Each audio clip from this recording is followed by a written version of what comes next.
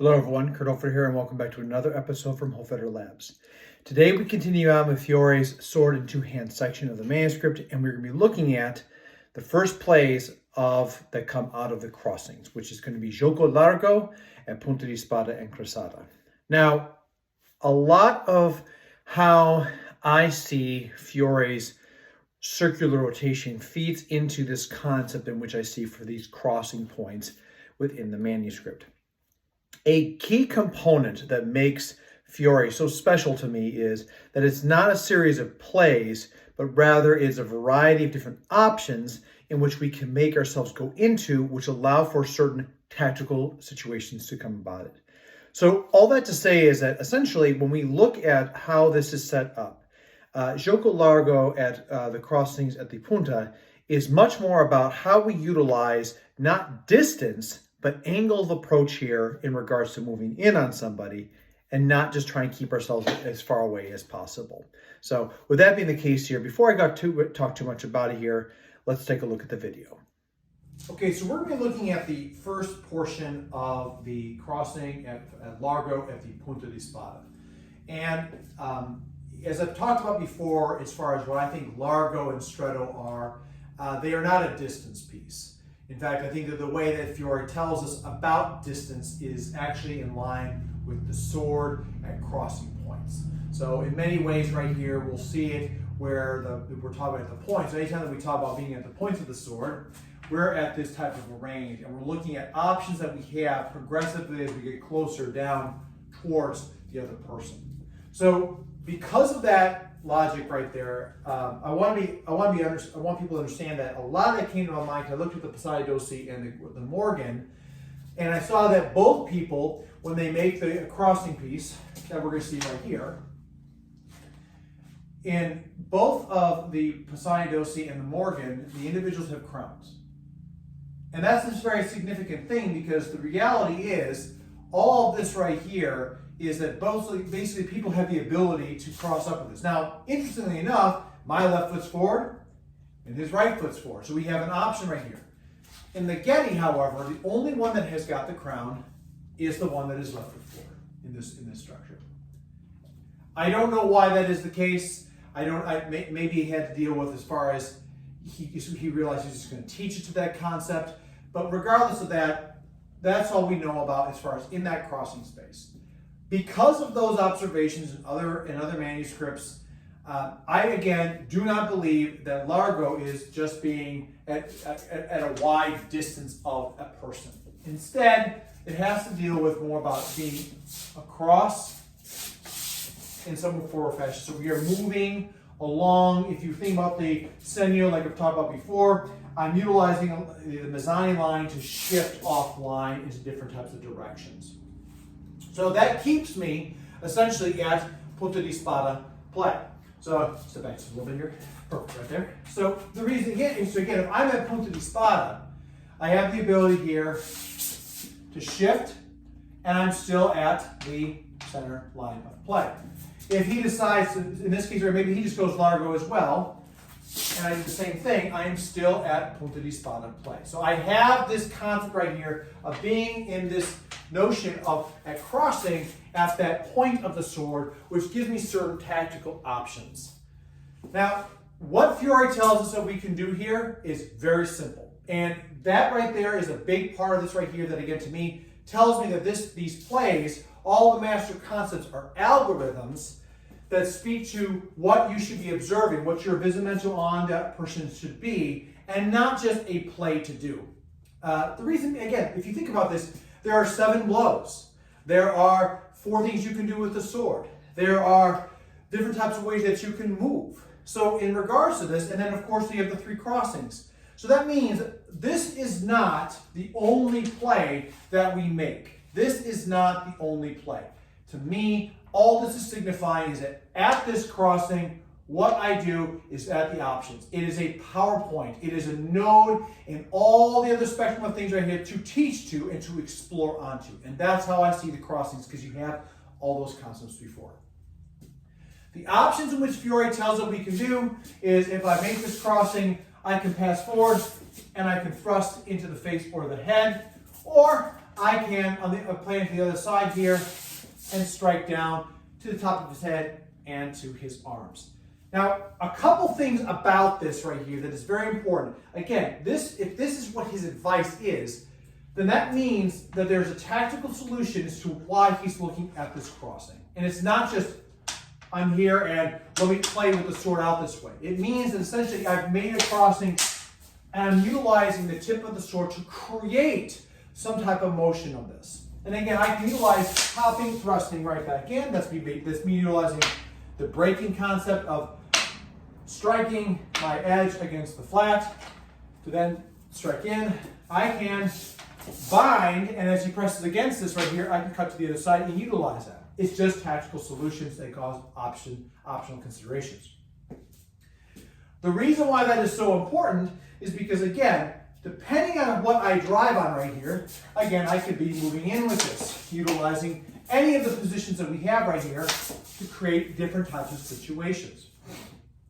Ultimately here, that means at the range right here, if I'm playing this smart and my life is on the line, life and limb, as well as my social status, then that means essentially I have a wider base of movement that allows me to play, okay? And if I'm keeping this distance right here, then I can cross and make different points of contact that allow me to enter in very specifically. So again, what does moving in is as far as Largo is concerned right here? Again, we're talking about crossing and using Largo, so we're talking about utilizing a wide stepping maneuver to create action in. If Connor is going to just come over top here, knife it with a strike, by me stepping into this blow, go for it, I create it slides down, of course. But I also have come into the blow, which creates the same kind of anatomical restraint that we see within First Master Dagger, where the arm is coming backwards or going into the ligadura.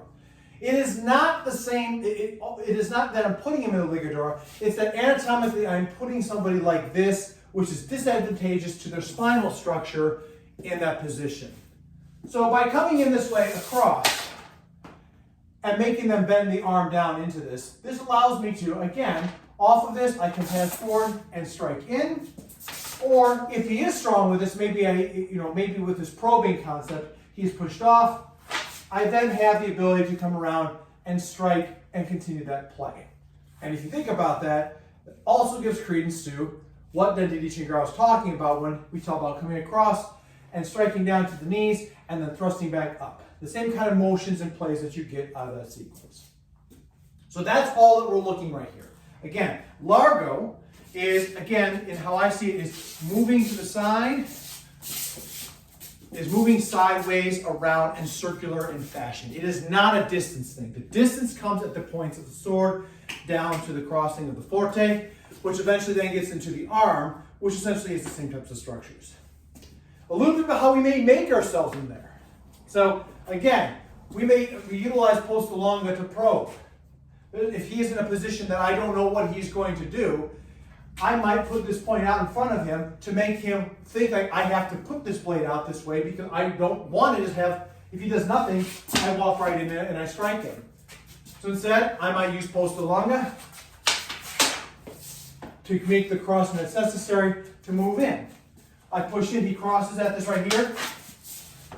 I'm working that tactically to be able to pick him apart at distance. I don't want to go in and just score a point. This is for life and limb. And if it's an armor, it goes into grappling and other kind of considerations. I can also utilize low lines positions. So that's becoming straight out with the punta, right? So this is the case right here. Maybe in this case here, what he does is he decides to probe at me. And if he probes at me, I decide to come low on this, and I make it so that I've crossed over in that shape here from a sultani line. Pick up just a little bit. I forgot how long you are. So as he probes, all he's doing is just probing at me. And from there, I'm utilizing that rotation turn to find my moment to strike in on him. Okay? It could also be that I've come up high here and I've struck it out. Maybe I pass forward. Ultimately, right here, we don't necessarily know, and you have 7 lines to do it, 12 positions to come out of, and all these other concepts so that you may want to try to focus on the person, because ultimately the advice that Fiore gives is to look at the person, assess their strengths, and assess your own take the positions you got, and then you're gonna have to play your game against them. It's not just about going in, especially when it's just this that you're facing off. So as you can see with the video, again, Gioco Largo at the crossing at the Punta di Spada it's not just, keeping at distance and trying to keep our arms out there. At least that's not how I see it. Gioco Largo is side-to-side movements. If we looked at the Segno, and again, we've talked about this before as far as within other videos out there where you see me shift back and forth and how I see Largo and Stretto. Largo and Stretto to me are not just avenues of I'm keeping as far away as possible. They are how we shift on a line out there.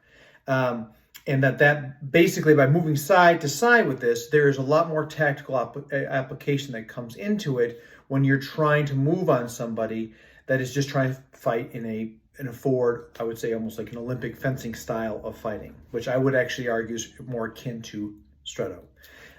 So with that being the case here, again, so when we talk about this, all of these become algorithmic processes. And last year, I had a video that was out there in regards to what I called about the algorithm of the sword crossings. And I was able to do that at the 2024 WMAW, the Western Martial Arts Workshop.